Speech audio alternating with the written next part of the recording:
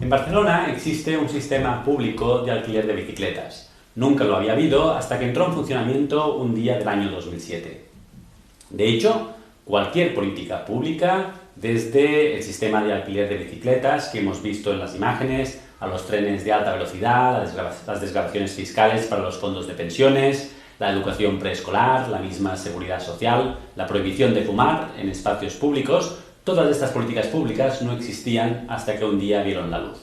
¿Por qué? ¿De dónde salen las políticas públicas? ¿Qué determina su nacimiento en determinados momentos y lugares? A contestar o intentar contestar estas preguntas se dedican quienes estudian el proceso de formación de las políticas públicas. Para ello, hacen uso de diversos modelos que intentan explicar este proceso, siendo uno de los más utilizados el llamado modelo heurístico.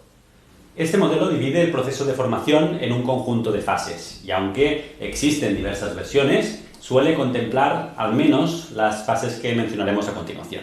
En primer lugar, la fase de formación de la agenda. Es el momento en que se decide qué es un problema público y qué no lo es, y sobre el conjunto de problemas públicos, sobre cuáles actuar y cuáles dejar de lado. Los recursos, el tiempo, la capacidad de atención de los poderes públicos son limitados, por lo que hay una cierta competición entre los problemas para destacar y hallar respuesta en forma de política pública. En segundo lugar, encontramos la fase de la formulación y decisión sobre la política. Es la fase en que, después de un proceso de debate político y de análisis técnico, se decide qué es lo que se va a hacer concretamente ante el problema planteado. Son decisiones que normalmente quienes las toman son los políticos, ya sea en su rol de legisladores, en el Congreso o en el Parlamento, o de miembros del Gobierno, y que se concretan en leyes, reglamentos, decisiones ejecutivas o asignaciones presupuestarias, por ejemplo. En la práctica, este tipo de decisión lo que implica son cosas como el incremento del salario mínimo, la puesta en marcha de un nuevo servicio para personas sin hogar o una nueva convocatoria de subvenciones, por ejemplo, para la innovación empresarial. En tercer lugar, está lo que se llama la fase de implementación.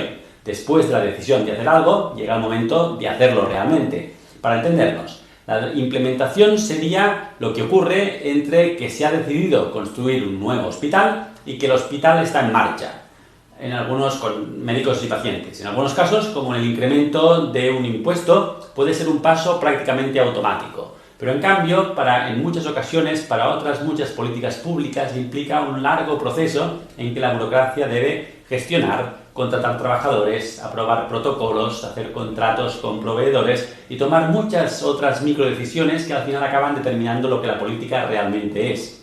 Finalmente, una vez la política se ha implementado, viene el momento de evaluarla. La evaluación consiste en analizar qué ha ocurrido, hasta qué punto la política ha solucionado el problema que le dio razón de ser y a qué coste.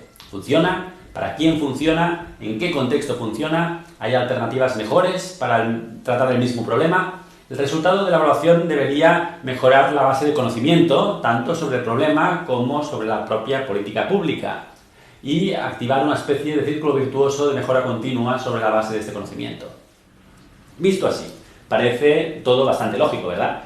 Responde al mismo esquema que cualquier acción humana que tenga un propósito. Por ejemplo, decidimos dónde queremos ir de vacaciones, decidimos cómo vamos a ir a este lugar, vamos y luego quizás nos miramos las fotos y pensamos si ha valido la pena y qué lecciones hemos aprendido para el próximo verano. Pero lo cierto es que las cosas no son del todo así. Este modelo ha sido y es criticado por describir mal el proceso de formación de las políticas públicas. Demasiado simple, demasiado lineal, excesivamente racionalista. Se supone que el político detecta ciertos problemas, impone ciertos objetivos, decide cómo acometerlos con la ayuda de los técnicos, toma una decisión, luego la burocracia implementa la solución adoptada y en principio a todos los ciudadanos nos parece bien. Pero las cosas realmente no son siempre así. Para empezar, el origen de muchas políticas públicas no está en un problema, sino en otra política pública. A menudo el proceso se describe mejor como una evolución en forma de adendas, reformas, cambios de orientación, que como un proceso genuinamente nuevo de creación de una política pública. Y si uno quiere ir a buscar el problema original que motivó la primera versión de la política, tiene que remontarse a un periodo muy lejano. En otros casos, lo que ocurre es que las políticas no se formulan con precisión. No hay una decisión concreta sobre qué se va a hacer concretamente para tratar un problema, sino que los políticos lo que hacen es una formulación más o menos discursiva, más o menos ambigua, más o menos retórica de lo que quieren hacer, y luego se va definiendo sobre la marcha lo que la política pública realmente es a lo largo del proceso de implementación. En este sentido, no habría una fase de decidir qué hacer y una de implementar esta solución, sino que se mezclan de forma que no es fácil distinguirlas.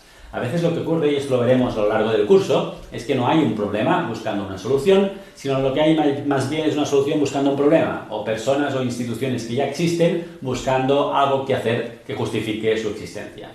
Otras veces la política se inicia con el objetivo de hacer frente a un problema, pero el problema y los objetivos van cambiando con el paso del tiempo.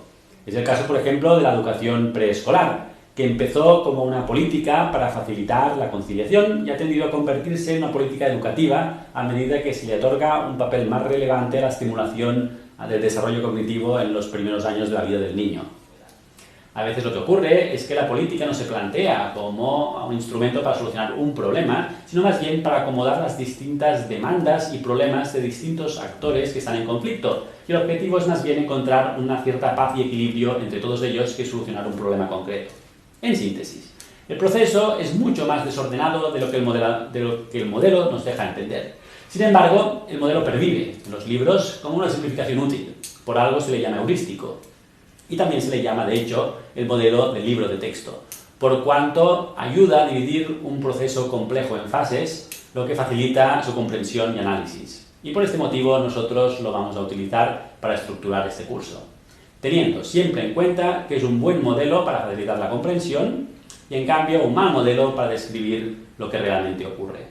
Y recordaremos, de todas maneras, que por mucho que el modelo tenga una apariencia un poco tecnocrática, en el sentido que hay problema, solución, aplicación de la solución, evaluación, todas las fases, desde la definición del problema a la formación de la agenda, pasando por el momento de decisión, la implementación e incluso la evaluación de la política, que se supone que es una tarea muy analítica, tienen un componente político muy importante, puesto que en todas ellas aparecen personas y organizaciones con intereses y objetivos diversos, intentando influir, intentando presionar, negociar, para de alguna manera llevar el agua a su molino. De hecho, a lo largo del curso comprobaremos que si uno quiere mantenerse muy racionalista en el estudio de las políticas públicas, puede llegar a desesperarse.